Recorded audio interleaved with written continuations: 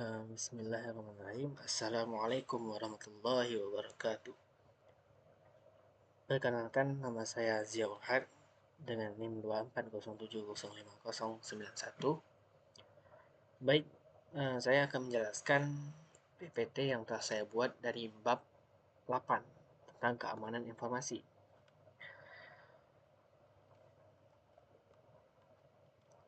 Baik, yang pertama, pada slide ini kita akan diarahkan peta jalan bagi para pendengar.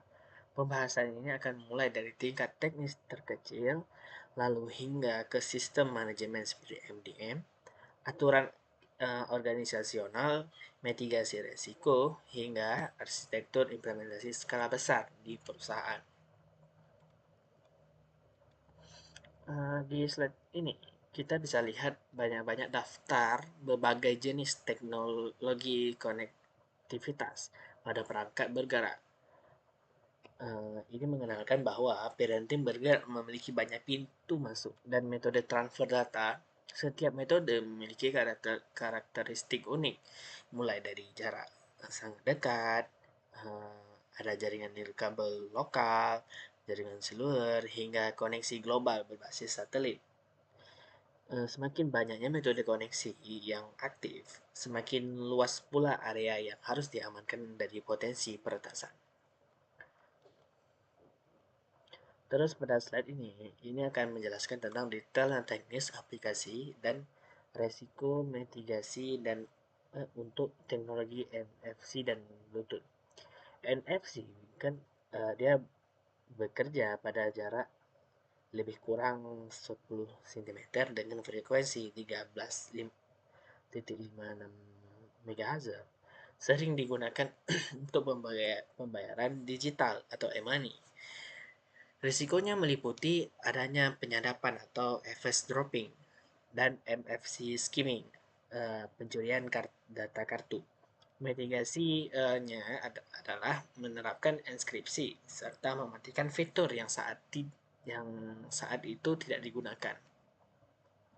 Ada Bluetooth menggunakan frekuensi 2,4 GHz digunakan untuk perangkat wearable seperti TWS dan smartwatch. Ancaman utamanya adalah bluejacking, pengiriman pesan spam, ada pencurian data via Bluetooth, ada ambil alih perangkat. Pencegahannya adalah dengan rutin memperbarui OS dan menghindari melakukannya pairing di tempat umum. Terus ada Wi-Fi dan komunikasi seluler. Pada slide ini, Wi-Fi menggunakan standar IEEE 802.11 dengan frekuensi bervariasi ada yang 24 hingga 66 GHz. Ancaman yang mengintai diantaranya adalah evil twin atau Wi-Fi palsu yang menjebak korban dan paket sniffing, penyadapan lalu lintas data. Solusi utamanya adalah wajib menggunakan protokol keamanan terbaru seperti WP3. Terus ada seluler. Seluler menjelaskan transformasi dari 3G ke 4G kecepatan yang tinggi hingga 5G yang menawarkan latensi sangat rendah. Di jaringan seluler, ancaman fisik seperti SIM swap, membajakan kartu SIM untuk mencuri OTP dan menjadi resiko utamanya. Terus ada Mobile Device Management (MDM). Di MDM ini, slide ini merupakan jembatan menujunya sistem manajemen enterprise. Ketika ratusan karyawan mengakses data kantor lewat HP, tim IT tidak mungkin mengeceknya satu persatu. MDM hadir sebagai software pusat yang bisa mengontrol semua perangkat tersebut dari jarak jauh, seperti mengunci HP otomatis, membatasi lokasi akses, hingga menghapus data jika perangkat hilang. Komponen inti dan pendukung sistem MDM ada MAM, yang dimana mengisolasi pekerja dengan wadah khusus melalui MEM Admin bisa melarang karyawan melakukan screenshot, copy paste, dan mencetak print data perusahaan ke area pribadi. Terus ada MCM mengatur bagaimana file kantor didistribusikan secara aman berdasarkan otorisasi peran pengguna. Lengkap dengan audit trial atau log aktivitas yang untuk melacak siapa saja yang buka file tersebut. Ada CAA menggunakan metode Zero Trust, di mana sistem mengevaluasi konten konteks untuk seperti lokasi, waktu, perilaku. Contoh, jika sistem mendeteksi adanya akun yang login di Jakarta, lalu 5 menit kemudian login di London, CAA akan otomatis memblokir dan mendeteksi ini adalah anomali geografis. Terus di slide selanjutnya, di, ini adalah kebijakan penggunaan parenting bergerak. Ada bring your own device atau yang bisa disingkat dengan BYOD. Karyawan pakai HP pribadi, keuntungannya hemat biaya. Namun, kelemahannya kontrol IT yang sangat lemah dan rawan bocor. Terus ada company own dan personality enable. Perangkat disediakan kantor tapi boleh dipakai untuk keperluan pribadi terbatas. Kontrol IT pun kuat, namun ada biaya pengadaan yang sangat tinggi. Company own, business only, perangkat murni milik kantor dan dikunci total hanya untuk kerja, keamanannya paling tinggi, namun karyawan tidak nyaman karena harus membawa 2 HP. Terus ada choose your own device.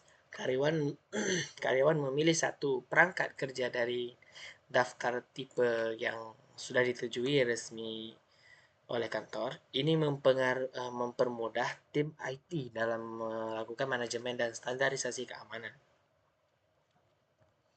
Terus ada risiko dan panduan keamanan mobile. Pada slide ini merangkum realita ancaman di lapangan beserta solusinya. Risiko terbesar muncul saat perangkat dibawa keluar kantor memakai wifi publik.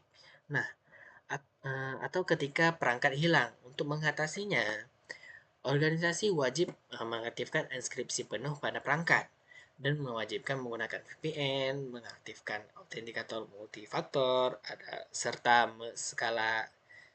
serta secara berkala mengadakan pelatihan kesadaran keamanan atau security awareness bagi karyawan agar tidak terjebak pada phishing. Terus ada implementasi enterprise solusi MDM dan ekosistemnya. Yang pertama ada MEM dan MTD. Fokus mengamankan email korporat serta mendeteksi malware secara real time. Terus ada IMM atau Enterprise Mobile Management, menggabungkan semua fungsi itu ke dalam satu platform tersebut. Fungsi yang dimaksud di sini ada MDM, MAM, MCM, dan MIM dan MTD. Terus ada yang terakhir ada namanya UEM, Unified Endpoint Management. Ini adalah solusi kasta tertinggi saat ini, di mana tidak hanya perangkat mobile saja yang dikontrol, melainkan desktop, laptop, dan perangkat IoT dalam perusahaan bisa diawasi melalui satu panel dashboard tunggal. Terus ada arsitektur development. Di slide ini, teknis menjelaskan secara sistem admin IT mengontrol kebijakan lewat manajemen konsol. Kebijakan tersebut dikirimkan ke perangkat pengguna yang sudah terpasang aplikasi MDM Agent. Proses implementasinya harus runtut, mulai dari identifikasi kebutuhan, instalasi agent, proses pendaftaran atau enrollment, distribusi kebijakan seperti pengaturan PIN otomatis, konfigurasi VPN, hingga monitoring aktif secara berkala. Mungkin di slide akhir ini ringkasan dan penutupan.